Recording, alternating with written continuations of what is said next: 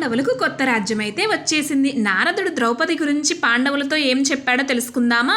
కుశల ప్రశ్నల తర్వాత ధృతరాష్ట్రుడు ధర్మరాజుతో, నేను పాలిస్తున్న ఈ రాజ్యానికి మూలకారుడు నీ తండ్రి. ఈ రాజ్యం పాలించే హక్కు నీకు కూడా ఉన్నది. అందువలన నీకు కాండవస్త్రమునకు వెళ్ళి సగం రాజ్యము పరిపాలించు అని అన్నాడు.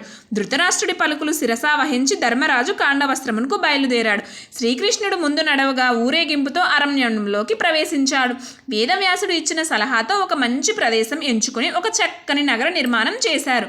దానికి ఇంద్రప్రస్థం అని పేరైతే పెట్టారు. ఆ నగరం ఇంద్రుడి అమరావతి వలె శోభించి ఈ లోకంలో అందరి మన్ననలు పొందింది. తన సోదరుల సాయంతో యుధిష్ఠిరుడు తన వంశపు రాజుల సాంప్రదాయానుసారం రాజ్యాన్ని న్యాయసమ్మతంగా పరిపాలించసాగాడు. అయితే ఒకరోజు నారదుడు పాండవులను చూడడానికి వచ్చారు. ఆర్జపాదులతో వారు ఆయనకి స్వాగతమిచ్చారు. ఆయన పాండవులందరికీ భార్య అయిన ద్రౌపది విషయం గురించి వారిని హెచ్చరించడానికే వచ్చాడు. అతడు వారితో, మీకు సుందా ఉపసందులు అనే సోదరుల గురించి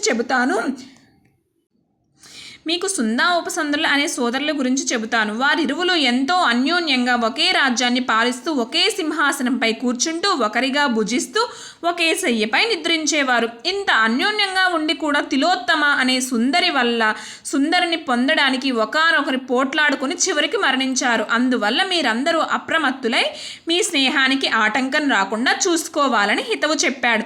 ఈ కథలో గుణపాఠాన్ని విన్న పాండవులు ఒక నిర్ణయానికి వచ్చారు. ద్రౌపది ఒక్కొక్క సంవత్సరం ఒక్కొక్క సోదరుని ఇంట్లో గడపాలి. ఆమె అలా ఉన్నప్పుడు వేరొక సోదరుడు వారి ఏకాంతంలో ప్రవేశించకూడదు. అలా చేస్తే అందుకు ప్రాయశ్చిత్తంగా 12 ఏళ్ళు తపస్సు చేసుకోవడానికి వనములకు వెళ్ళిపోవాలి. Please like and subscribe.